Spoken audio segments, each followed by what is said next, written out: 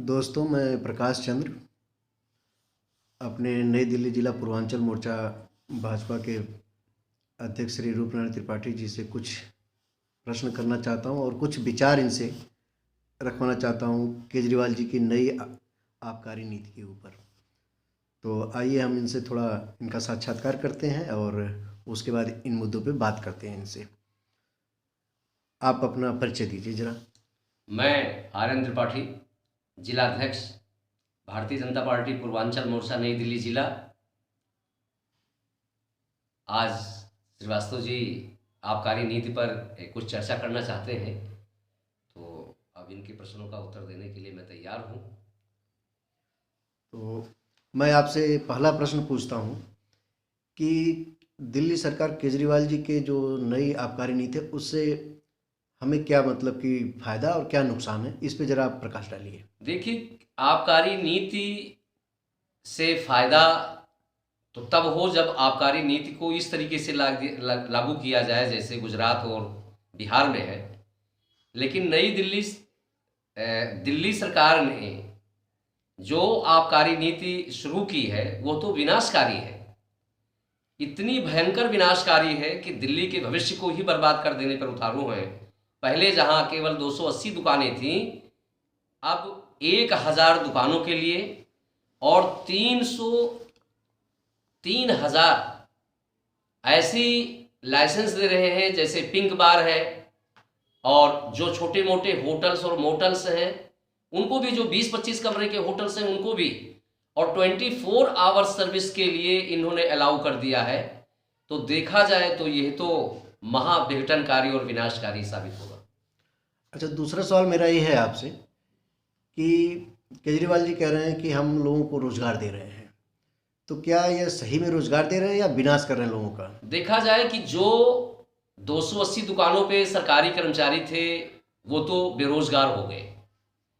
अब जो रोजगार दिया जाता है, जिस तरीके से प्राइवेट दुकानों पे रोजगार मिलता है कि वहाँ पे ये किसी से छिपा हुआ नहीं है कि लोगों का शोषण होता है, रोजगार नहीं मिलता है, लोग किसी तरीके से अपने जीविकोपार्जन के लिए मजबूर होकर वहाँ पर नौकरी करते हैं। और इन दुकानों पे भी यही होगा कि पैसा 8 घंटे का दिया जाएगा और उनसे सेवा लिया जाएगा 16 घंटे का। अच्छा, मेरा अगला सवाल आपसे है कि क्या ये अपराध को भी बढ़ावा देगी आबकारी नीति या नहीं? देखिए, नशा और अपराध का सीधा संबंध है जी।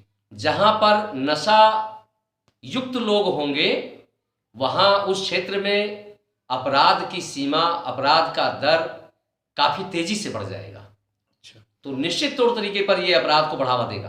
अच्छा, केजरीवाल जी ने एक और बहुत अच्छी बात कही कि हम महिलाओं को भी प्रशिक्षण देंगे दारू पीने का और इनके लिए पिंक बार खोला जाएगा। तो क्या ये महिलाओं पर भी बुरा असर डालेगा? यह तो हमें ऐसा महसूस हो रहा है कि केजरीवाल जी शायद नशे में ही ये कह गए हैं और इस कानून को लागू करने जा रहे हैं। महिलाओं को नहीं, देखिए हमारा जो ये है कैपिटल है, ये महानगर है, इसमें पूरे देश से, ये मिनी इंडिया है, पूरे देश से लड़कियां आती हैं पढ़ने के लिए, आईएएस की तैयारी करने के लिए, सीपीएमटी की तैयारी करने के लिए, आईआईटी की तैयारी करने के लिए। ये कोचिंग हब है। तो वो वहाँ के माँ बाप अपने बच्चों को भेजेंगे पढ़ने के लिए, और ये शराब पीने की पाठशाला शुरू कर देंगे, और उसका दुष्परिणाम ये होगा कि उन बच्चों का भविष्य ही नहीं, जीवन ही बर्बाद हो जाएगा। अच्छा, जिस प्रकार से इन्होंने कहा कि मैं गली कूचे हर जगह पे दारू के ठेके खोलेंगे, एक वार्ड में 3 इनका खोलने का विचार है, तो क्या इस तरह से तो जो जनसाधारण है उसमें तो नशेड़ियों की संख्या बढ़ जाएगी? नशेड़ियों की संख्या बढ़ नहीं जाएगी। कोई ऐसा परिवार नहीं बचेगा जहां पर लोग नशे से युक्त ना हो जाए। ये पंजाब में जाकर कह रहा है कि मैं नशा मुक्त करूंगा, और जबकि दिल्ली को नशा युक्त कर दिया। जहां इसकी सरकार बन गई वहां नशा युक्त, क्योंकि इनको पैसे की आवश्यकता है, इनको चुनाव लड़ना है। एक छोटे से प्रदेश में के मुख्यमंत्री हैं और ये भ्रष्टाचार मुक्त शासन कर रहे हैं। कोई इनसे पूछे कि इस समय 5 स्टेट में ये चुनाव लड़ रहे हैं, ये पैसा कहां से आ रहा है, अपने आप पता चल जाएगा कि ये जो इन्होंने किया है केवल दिल्ली की भलाई के लिए नहीं, बल्कि अपने चुनाव लड़ने के लिए, पैसे की व्यवस्था करने के लिए इन्होंने ऐसी व्यवस्था की है जो दिल्ली को तबाह कर देगी। आपका विचार जान करके बड़ी खुशी हुई। और एक चलते चलते आखिरी सवाल मेरा ये है कि क्या इस तरह से हमारी आने वाली पीढ़ी सुधरेगी या बर्बाद हो जाएगी? आने वाली पीढ़ी, वर्तमान पीढ़ी ही जब बिगड़ जाएगी तो आने वाली पीढ़ी का भविष्य क्या होगा?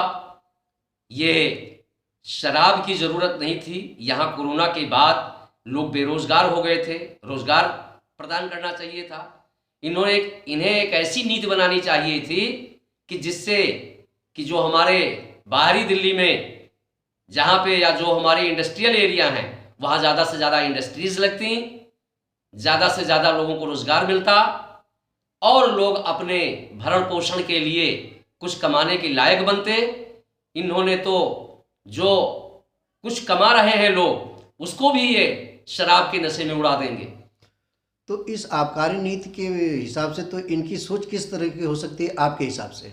विघटनकारी, विनाशकारी। धन्यवाद। आपके विचार सुन करके बहुत अच्छा लगा। धन्यवाद। जय हिंद।